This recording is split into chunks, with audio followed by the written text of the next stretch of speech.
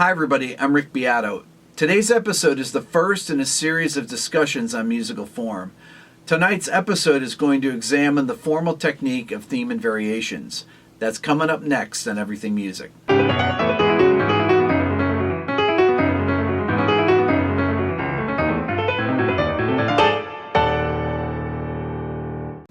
There are many forms of variation found historically in Western music. Ground bass, passacaglia, chaconne, and theme and variations. Ground bass, passacaglia, and chaconne are based on ostinatos, where a phrase is repeated in a particular musical voice, usually using the same series of pitches. You can have a melody or bass pattern or harmonic sequence that is stated and then repeated, usually in the same key or mode, or with the same phrase lengths or harmonic structures. And the variety is created in the variations by contrasting the number of voices, the textures, the complexity of the melodic figures, which could include changes in meter or tempo as well. One of the greatest compositions in variation form is Bach's monumental Goldberg variations.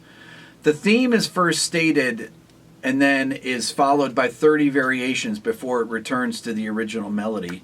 Other famous variations include Beethoven's Diabelli variations or Brahms' variations on a theme by Haydn.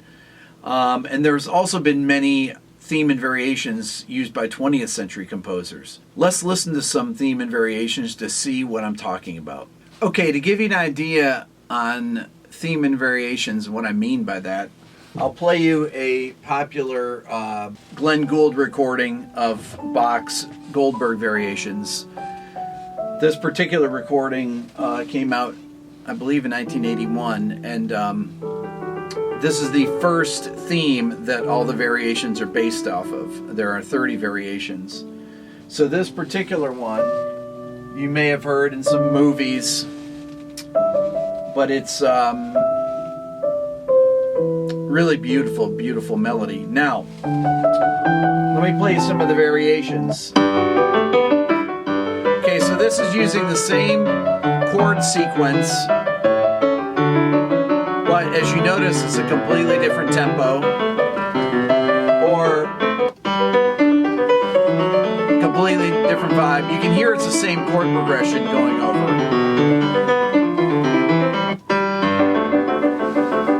Once again,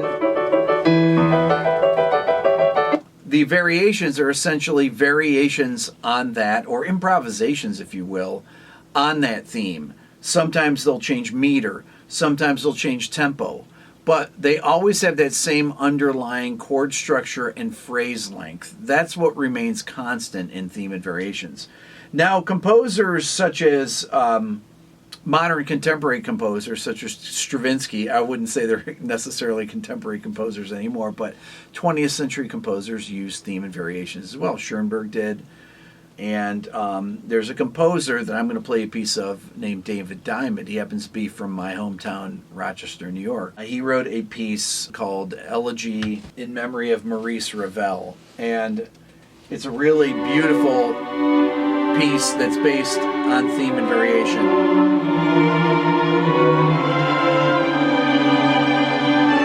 So now it begins again, right here. This is the first variation. You can hear the same chord structure going over. This is really beautiful.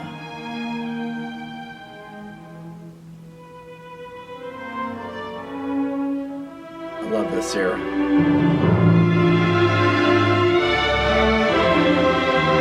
Once again.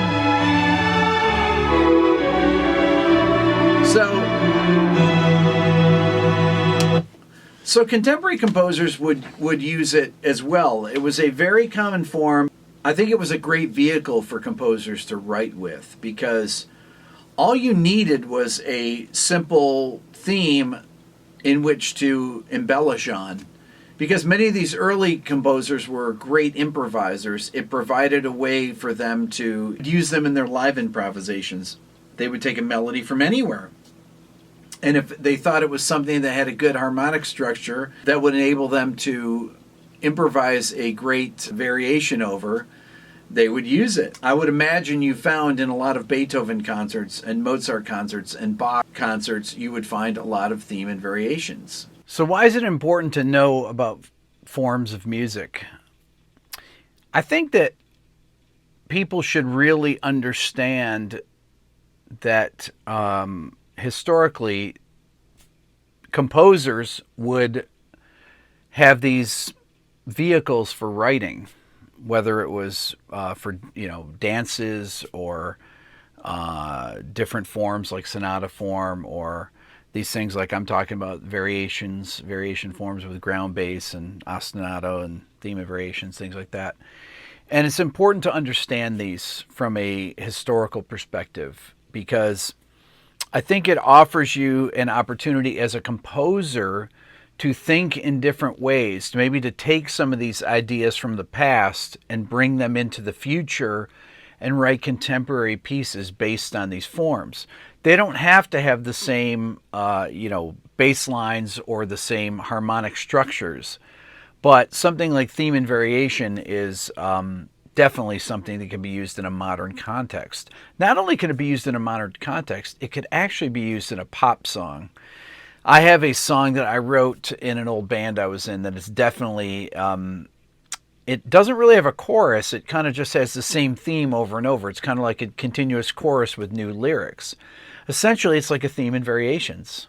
I'm not expecting you to write a chaconne or a passacaglia, but understanding them and having a historical perspective on what has happened before and what led up to contemporary, to today's music, I think is really important, especially with the real lack of understanding of both classical and jazz music that there is in today's society.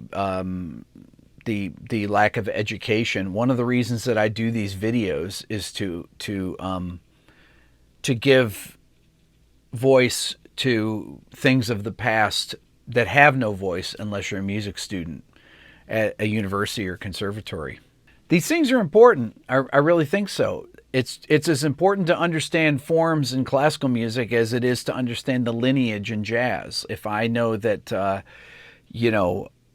that Wes Montgomery was influenced by Django Reinhardt and Charlie Christian, and that he influenced Pat Martino and George Benson, who influenced Pat Metheny, and John Scofield, who influenced Kurt Rosenwinkel, or whoever it is. There's always a lineage between these people of the past and today. If you think of Beethoven without Mozart, Mozart without Haydn, Haydn without without Bach, or Mozart or Beethoven without Bach, where would we be, really? I mean, honestly, Schoenberg without Bach.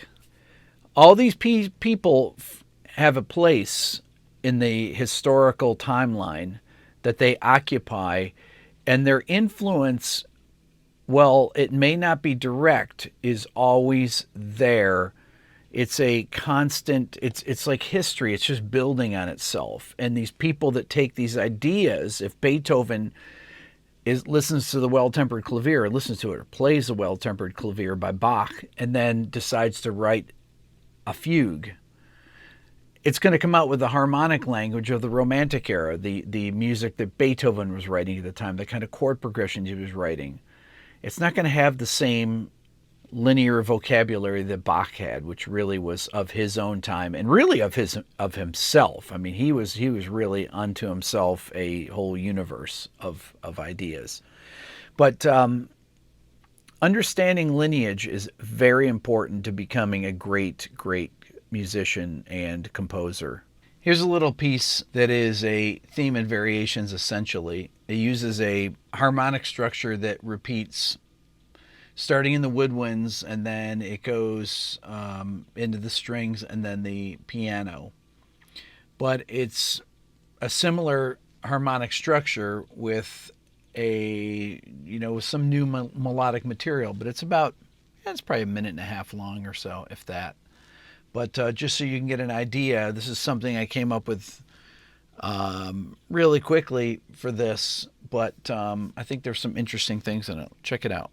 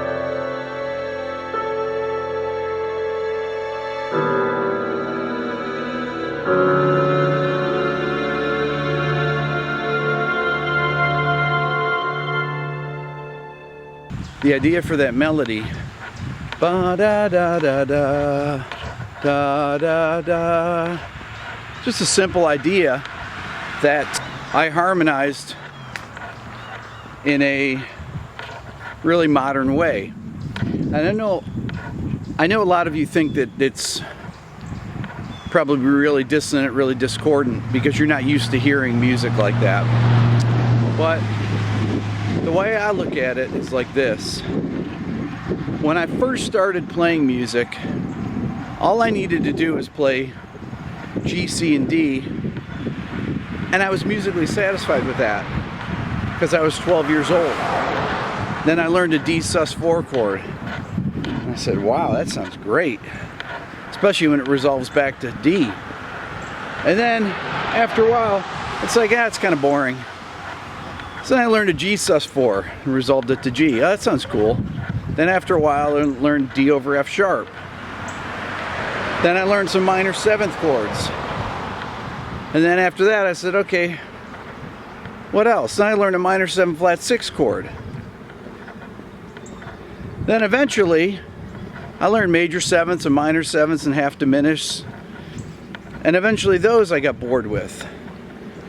And I always felt that using the same musical vocabulary your whole life is like reading at a 4th grade level. Like I say, you can't describe all of human experience using 4 chords. Just like you can't learn a language using 4 words. It takes the entire lexicon of musical vocabulary, from simple triads to modal chords to polychords to triads over bass notes to melodies that use all 12 tones in them. One of the things I'm trying to do with these videos is to show people there are other ideas out there, and there are ways to explore, and there are ways to explore on your own. Not just take the things that I'm telling you about. I'm talking about coming up with your own ideas. It helps if you have someone that can show you where to look for inspiration. And I think that's what I'm trying to do, is to take my experiences and give people an idea of where to look for other inspiration. So when you hear a really dissonant piece like that, I think, wow, that's really interesting. I'm really grabbed by the way the dissonances are approached and left. I'm just searching to get that feeling that I had when I was a kid and I heard a D sus4 resolve to a D major. Now it takes hearing a C major over A flat go to G major over F sharp. But 6 months from now, it may take a cluster resolving to another cluster. But I'm going to keep searching for that feeling, because I think that's what music is about. It's about trying to explain the emotional and spiritual condition of human existence through music. That's all for now.